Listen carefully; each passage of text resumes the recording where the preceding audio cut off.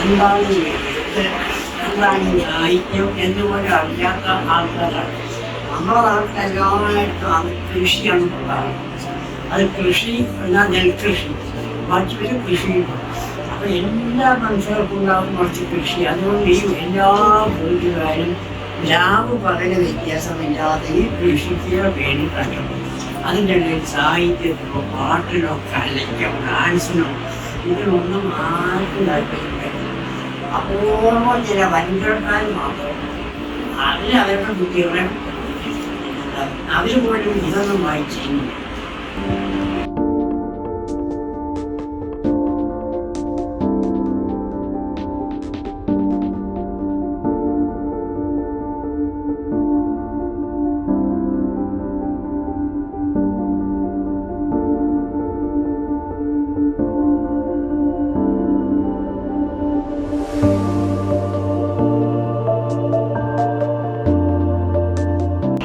ആദ്യം എഴുതിയ കൃതി ഗ്രാമത്തിൻ്റെ കഥ എൻ്റെയും.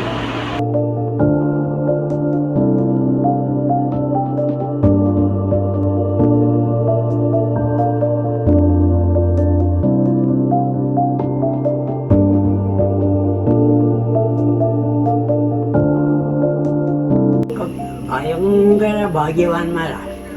അതെന്താ വിചാരിച്ചാൽ ജീവിതത്തിൻ്റെ യാതൊരു പ്രയാസങ്ങളും നിങ്ങൾ ആരും അറിയുന്നില്ല.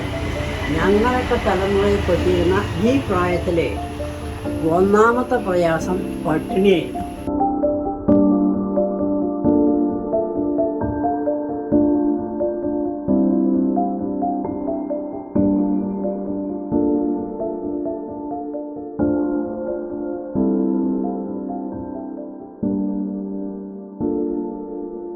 കാനം ഈജെ എന്നിട്ടുണ്ട്.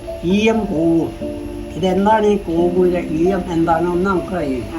അപ്പോൾ അന്നത്തെ ഫാഷനിൽ അതങ്ങനെ സ്വീകരിച്ചു. പിന്നെ മാത്രമല്ല അന്ന് വിചാരമുണ്ട്, വിദ്യാർത്ഥിയാണ്, വിദ്യാർത്ഥി പത്രത്തിൽ എഴുതിയ അധ്യാപകർ വഴക്കുകയോ ചീത്ത പറയുന്നത് അറിയില്ല അന്നത്തെ കാലത്ത്. പിന്നെ മാഷോട് ചോദിച്ചോ എഴുതാനും പറ്റില്ലയോ. മാഷെ ഞാനൊന്ന് എഴുതി അയച്ചിട്ട് അല്ല മാഷ് ആദ്യം പറഞ്ഞ് എഴുതി ഇവിടെ കൊണ്ടുവരാൻ നോക്കട്ടെ. മാഷന്മാരെ നോക്കി എഴുതുന്നത് ഏത് കുട്ടിയും എഴുതി നന്നായിട്ടോ എന്ന് പറഞ്ഞ് അഭിനന്ദിക്കുന്ന അധ്യാപകരുടെ എണ്ണം വളരെ കുറച്ചേ ഉള്ളൂ. അപൂർവം ചിലരൊക്കെ ഉണ്ട്. അപ്പോൾ അതും കൂടി അറിയാതിരിക്കാൻ വേണ്ടിയിട്ടാണ്